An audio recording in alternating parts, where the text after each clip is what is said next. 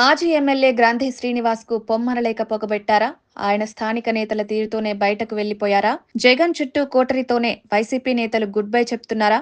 గ్రంథి శ్రీనివాస్ చెప్తున్న మాటల్లో నిజమెంత? ఏపీ పొలిటికల్ సర్కిల్‌లో ఇదే హాట్ టాపిక్. కొద్ది రోజుల కిందట వైసీపీకి గుడ్ బై చెప్పారు గ్రంథి శ్రీనివాస్. తాను పార్టీ నుంచి ఎందుకు బయటకు వెళ్లిపోవాల్సి వచ్చిందో చెప్పుకొచ్చారు. వివిధ ఇంటర్వ్యూల్లో సైతం తన ఆవేదన వ్యక్తం చేశారు. జగన్ విషయంలో తనకు ఎటువంటి తప్పులు లేవన్నారు. అందుకే పార్టీకి రాజీనామా చేస్తున్నప్పుడు జగన్‌కు థాంక్స్ చెప్పిన విషయాన్ని గుర్తు చేస్తున్నారు. కొందరు నేతల తీరుతోనే తన పార్టీకి గుడ్ బై చెప్పినట్లు చెప్పుకొచ్చారు. వైసీపీ ఆవిర్భావం నుంచి జగన్ వెంట నడిచిన నాయకుల్లో గ్రంథి శ్రీనివాస్ ఒకరు. 2014 ఎన్నికల్లో భీమవరం అసెంబ్లీ టికెట్ ఇచ్చారు జగన్. కానీ ఆ ఎన్నికల్లో గ్రంథి శ్రీనివాస్ ఓడిపోయారు. అయినా సరే 2019లో మరోసారి టికెట్ కేటాయించారు. పవన్ కళ్యాణ్ అక్కడ బరిలో ఉండడంతో గ్రంథి శ్రీనివాస్‌కు ఎక్కర్లేని ప్రోత్సాహం అందించారు జగన్.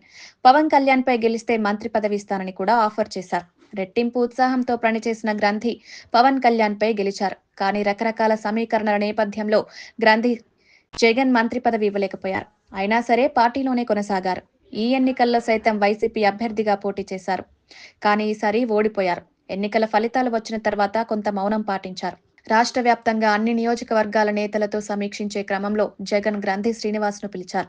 పార్టీలో యాక్టివ్ కావాలని సూచించారు. అయితే తనకు వ్యక్తిగత పనులున్నాయని, మే నుంచి తప్పకుండా యాక్టివ్ అవుతానని గ్రంథి జగన్‌కు విన్నవించారు. ఇక్కడే పశ్చిమ గోదావరి జిల్లా నేతలు పొమ్మనలేక పొగబెట్టినట్లు గ్రంథి శ్రీనివాస్ చెప్తున్నారు. జగన్ చుట్టూ ఉన్న సజ్జల రామకృష్ణారెడ్డి, వైవి సుబ్బారెడ్డి, విజయసాయిరెడ్డి లాంటి నేతలు జిల్లా నాయకుల మాటలు విని తనను పక్కన పెట్టారని, అందుకే తాను పార్టీకి గుడ్ బై చెప్పానని, జగన్ తన విషయంలో అసలు నిర్లక్ష్యం చేయలేదని, ఎంతో గౌరవించేవారని గ్రంథి చెప్తున్నారు. ప్రధానంగా గ్రంథి శ్రీనివాస్ బయటకు వెళ్లిపోవడానికి కారణం వైసీపీ జిల్లా అధ్యక్షుడు ముదునూరి ప్రసాద్ రాజ్ అని తెలుస్తోంది. ఆయన ఎక్కువగా గ్రంథి శ్రీనివాస్‌కు హర్ట్ చేసినట్లు సమాచారం. ముదునూరి ప్రసాద్ రాజు నరసాపురం ఎమ్మెల్యేగా ఉండేవారు.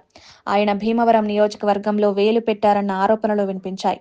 ఆయనకు చెందిన బంధువులు, అనుచరులు భీమవరం నియోజకవర్గంలో ఉన్నారు. వారంతా గ్రంథి శ్రీనివాస్‌కు వ్యతిరేకంగా పనిచేసేవారు.